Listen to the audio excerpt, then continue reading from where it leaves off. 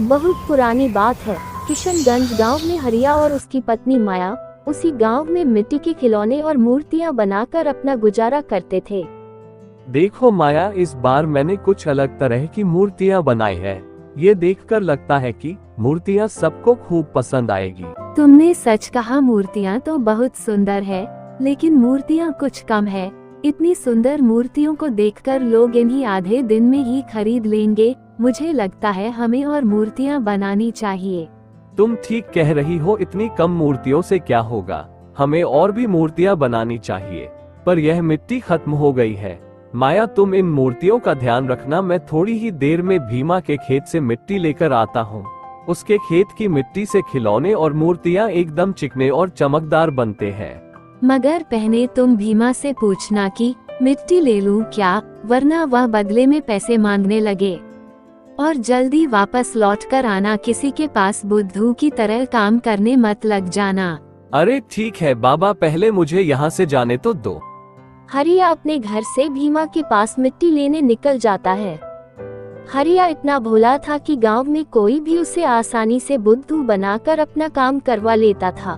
भीमा ने कहा, अरे हरिया, तुम्हारा यहाँ कैसे आना हुआ? अरे वो मैं मिट्टी की मूर्तियाँ और खिलौने बना रहा था तो मेरी मिट्टी खत्म हो गई है।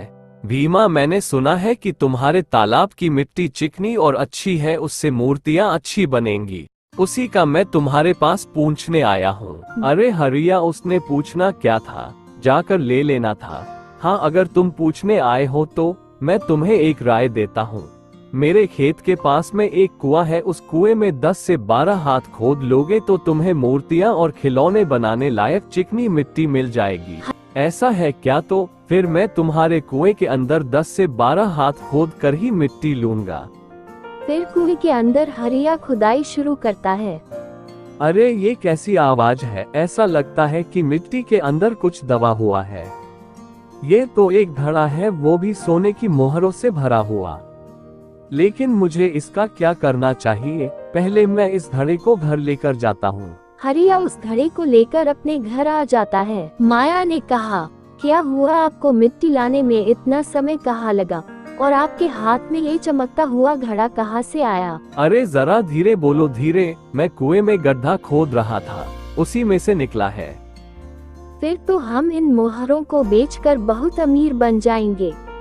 नहीं, इन मोहरों को हम नहीं ले सकते। अगर भीमा को इस बारे में पता चला तो हमें जेल भी हो सकती है। तो फिर हम इन मोहरों का क्या करेंगे? मैं यह मोहरों का घड़ा भीमा को दे दूंगा, क्योंकि यह घड़ा उसकी जमीन से निकला है। ठीक है, फिर दे दीजिए, मगर पहले तुम जाकर पानी लेकर आओ। घर में एक बूंद भी पानी नहीं है। जब तक मैं पानी लेकर आता हूँ तब तक तुम इन मोहरों का ध्यान रखना। माया ने सोचा, इनकी ईमानदारी से तो मैं परेशान हो गई हूँ। जब तक वो पानी लेकर आते हैं तब तक मैं कुछ मोहरें निकाल कर छुपा देती हूँ। फिर माया कुछ मोहरें निकाल कर छुपा देती है और फिर हरिया भीमा को वह मोहरों से भरा घड़ा देने के लिए निकल जाता है। भीमा ने कहा, क्या बोल रहे हो तुम हरिया? खोदते खोदते इतनी सारी मोहरों से भरा घड़ा मिला? तुम मजाक तो नहीं कर रहे हो? हाँ भीमा, मुझे तुम्हारे कुएं को खोदकर यह सोने की मोहरों से भरा घड़ा मिला, और तुम इन मोहरों को सरकारी खजाने में जमा करवाने की व्यवस्था कर देना। हाँ जरूर करूँगा, ये तो मेरा फर्ज है। इसे सरकारी खजाने में जमा करवाना मेरा फर्ज है। अब तुम निश्चिंत होकर अपने घर जाओ और यह बात गांव में किसी को बताना मत, ठीक है? भीमा ने कहा, मैं क्या पागल हूँ जो इतनी सारी सोने की मोहरें मैं पुलिस को दूंगा? इन मोहरों को मैं अपने पास रखूंगा और गांव का सबसे अमीर आदमी बन जाऊंगा। अगर गांव वालों को इस बात का पता चल गया तो इस मामले में मैं एक काम करता हूँ, हरिया का नाम लेकर उसे ही फंसा देता हूँ। फिर अगले दिन सुबह, माया, आज मैं देर रात तक घर आऊंगा जब तक मेरे सभी खिलौने और मूर्तियाँ बिक नहीं जाती। ठीक है, जानती हूँ कि तुमने बड़ी मेहनत से मूर्तियाँ और खिलौने बनाए हैं। थोड़ी देर में मैं भी तुम्हारे काम में हाथ बटाने आ जाऊंगी। देखिए दरोगा साहब, हरिया के घर पर एक बार छानबीन करके देख लीजिए।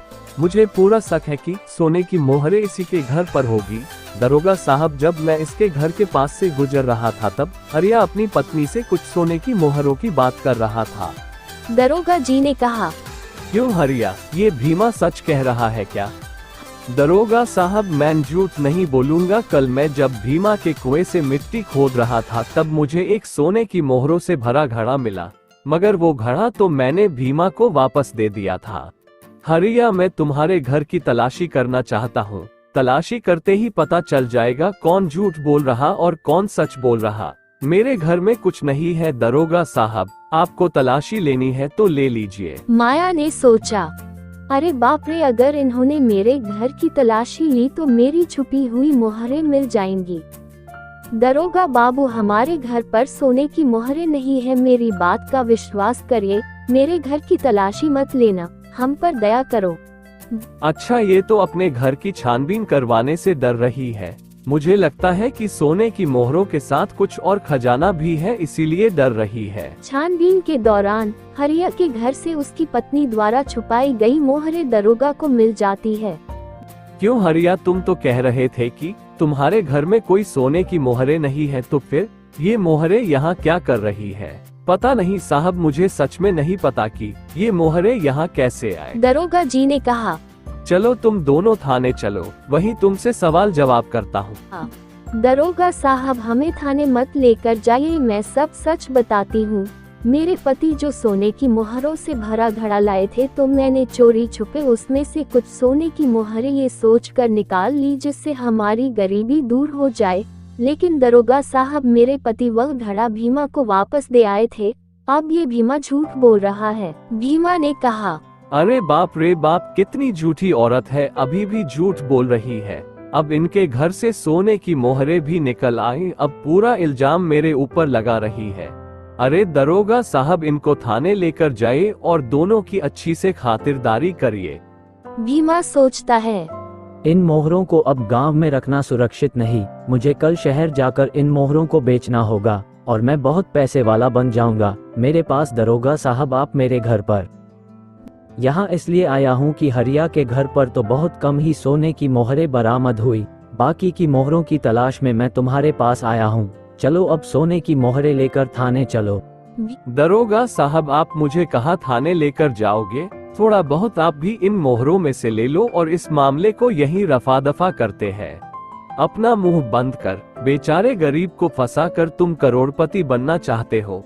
चल अब थाने में तेरी खातिरदारी करता हूँ। फिर दरोगा भीमा को जेल में बंद कर देता है। दरोगा जी ने कहा, अब तुम अपने घर जा सकते हो। इतनी प्राचीन सोने की मोहरें खोजने के लिए मैं तुम्हें सरकार से इनाम दिलवाऊंगा। नहीं साहब, हमें कुछ नहीं चाहिए, हम ऐसे ही ठीक है। दरोगा साहब, आपका यह एहसान हम कभी नहीं भूलेंगे। ठीक है, अब तुम आराम से अपने घर जाओ। फिर हरिया और उसकी पत्नी खुशी खुशी अपने घर आ जाते हैं। कृपया वीडियो को लाइक, कमेंट और शेयर करें।